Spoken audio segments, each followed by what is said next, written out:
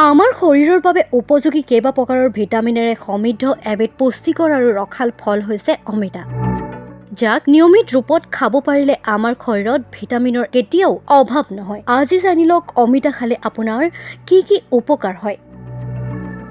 সহজতে উপলব্ধ অমিতাই অতি সোনকালে শৰীৰৰ উপকাৰ সাধন কৰিব পাৰে।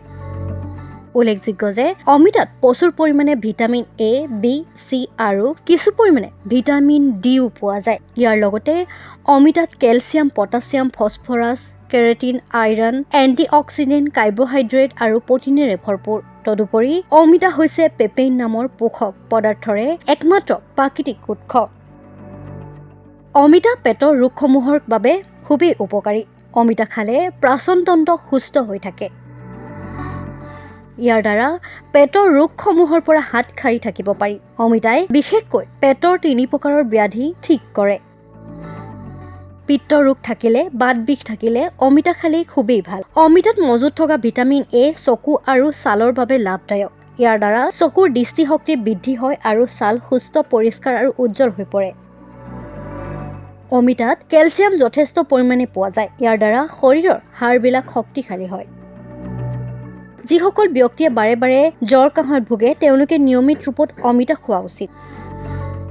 ইয়াৰ দ্বাৰা শৰীৰৰ ৰোগ প্ৰতিৰোধ ক্ষমতা বৃদ্ধি পায়।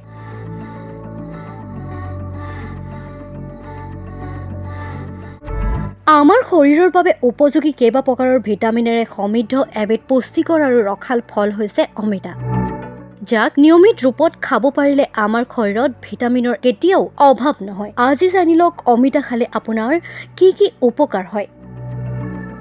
সহজতে উপলব্ধ অমিতাই অতি সোনকালে শৰীৰৰ উপকাৰ সাধন কৰিব পাৰে। উল্লেখযোগ্য যে অমিতাত প্ৰচুৰ পৰিমাণে ভিটামিন এ, বি, চি আৰু কিছু পৰিমাণে ভিটামিন ডিও পোৱা যায়। ইয়াৰ লগতে অমিতাত calcium, potassium, phosphorus, keratin, iron, antioxidant, carbohydrate আৰু প্ৰটিনেৰে ভৰপূৰ। তদুপৰি অমিতা হৈছে পেপেইন নামৰ পোষক পদাৰ্থৰে একমাত্ৰ প্ৰাকৃতিক উৎস। অমিতা পেটৰ ৰোগসমূহৰ বাবে খুবেই উপকাৰী। অমিতা খালে পাচনতন্ত্ৰ সুস্থ হৈ থাকে। ইয়াৰ দ্বাৰা পেটৰ ৰোগসমূহৰ পৰা হাত সাৰি থাকিব পাৰি। অমিতাই বিশেষকৈ পেটৰ 3 প্ৰকাৰৰ ব্যাধি ঠিক কৰে। পিত্ত ৰোগ থাকিলে, বাত বিষ থাকিলে অমিতা খালেই খুবেই ভাল। অমিতাত মজুত থকা ভিটামিন এ চকু আৰু ছালৰ বাবে লাভদায়ক। ইয়াৰ দ্বাৰা চকুৰ দৃষ্টিশক্তি বৃদ্ধি হয় আৰু ছাল সুস্থ, পৰিষ্কাৰ আৰু উজ্জ্বল হৈ পৰে।